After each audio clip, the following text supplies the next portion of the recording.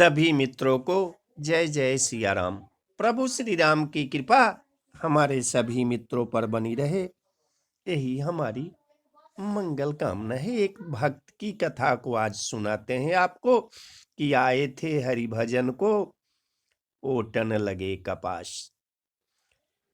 एक भक्त ने विष्णु जी को खोजते खोजते एक दिन पा लिया। विष्णु जी के चरण पकड़ लिए, बड़ा आह्लादित था, आनंदित था। जो चाहिए था मिल गया था। खूब खूब धन्यवाद दिए विष्णु जी को और कहा कि बस एक बात और, मुझसे कुछ थोड़ा सा काम करा ले, कुछ सेवा करा ले।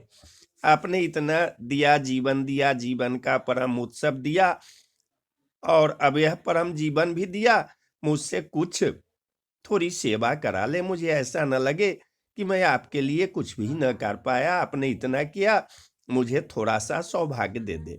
जानता हूं आपको किसी की जरूरत नहीं है, किसी बात की जरूरत नहीं है, लेकिन मेरा मन रह जाएगा कि मैं प्रभु के लिए कुछ न कर सका। विष्णु जी ने कहा, कर सकोगे, करना बहुत कठिन होगा। मगर भक्त जिद पर अड़ गया तो कहा, ठीक है, मुझे प्यास लगी है। क्षीर सागर में तैरते हैं विष्णु जी, वहां कैसी प्यास।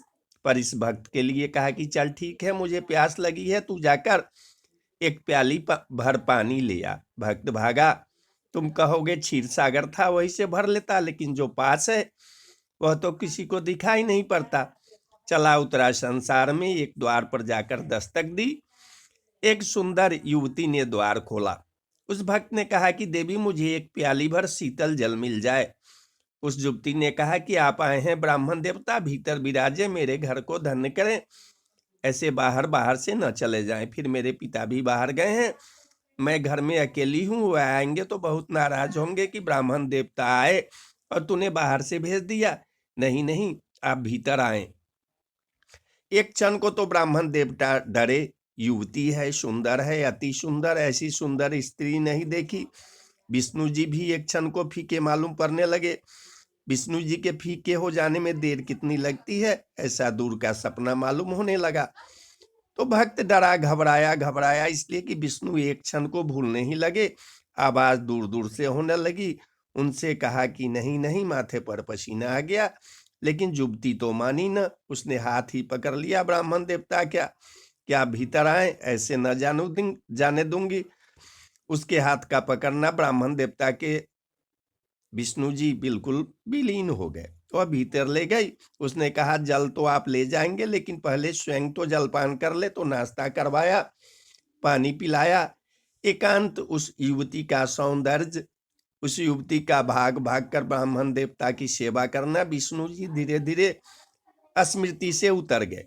कभी बीच बीच में याद आ जाती कि बेचारे प्यासे होंगे, फिर सोचता कि ठीक है, भगवान को क्या प्यास, वह तो मेरे लिए ही उन्होंने कह दिया है, अन्यथा उनको क्या प्यास, वे तो परम तृप्ति में है, तो ऐसे कोई जल्दी तो है नहीं।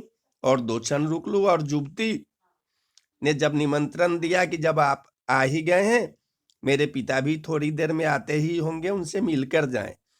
तो वह सहज ही राजी हो गया और युवती सेवा करती रही और युवती का सौंदर्य और रूप मन को मोहता रहा। सांझ हो गई, पिता तो लौटे नहीं। युवती ने कहा, आप भोजन तो कर ही ले, अब साँझ हो को कहाँ भोजन करेंगे, भोजन बिना भोजन बना, भोजन किया, रात हो गई। युवती ने कहा कि इस रात में अब कहाँ जाएंगे। सोच तो ब्राह्मण देवता भी यही रहे थे कि रात अब कहाँ जाएंगे, सुबह सुबह भोर होते ब्रह्म मुहूर्त में निकल जाना। राजी हो गए। फिर तो वर्षों बीत गए। फिर वह वहां से निकले। ब्राह्मण देवता रुके सो रुके, फिर उनके बेटी हुई, बेटियां हुई, बड़ा फैलाव हो गया। कोई 50-60 साल बीत गए, बेटों के बेटे हो गए। तब गांव में बाढ़ आई, भयंकर बाढ़ आई। ब्राह्मण देवता बूढ़े हो गए हैं, लेकर लेकर अपने बच्चों को, नाती पोतों को किसी तरह बाढ़ से निकालने की कोशिश कर रहे हैं। सारा गांव डूबा जा रहा है, भयंकर बाढ़ है, ऐसी कभी न देखी न सुनी। जैसे बाढ़ में से जा रहे थे, बचाकर पत्नी बह गई। पत्नी को बचाने दौड़े तो जिस बच्चे का हाथ पकड़ा था उसका हाथ छूट गया। उस किनारे पहुंचते पहुंचते सारा परिवार विलीन हो गया बाढ़ में। उस किनारे एक पत्थर की चट्टान पर ब्राह्मण देवता खड़े हैं और बाढ़ की एक बड़ी उतंग लहर आती है। उतंग लहर आते ही विष्णु जी बैठे हुए और कहते हैं कि मैं प्यासा ही हूं, तुम अभी तक पानी नहीं लाए। मैंने तुमसे पहले ही कहा था तुम न कर सकोगे, क्योंकि तुम संसार छोड़कर भागे थे। जो छोड़कर भागता है उसका आकर्षण शेष रहता है। यह कथा बड़ी प्यारी है, क्योंकि तुम संसार छोड़कर भागे थे, संसार से जागकर ऊपर नहीं उठे थे। संसार की तरफ आंख बंद करके भागे थे, तो छोटे से काम के लिए भी संसार में जाओगे तो उलझ जाओगे। लेने गए थे जल और सारा संसार बस गया। गए थे हरि भजन को, ओटन लगे कपास।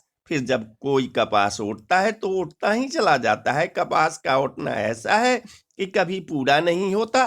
तो बोलिए जय जय सिया राम, जय सिया राम।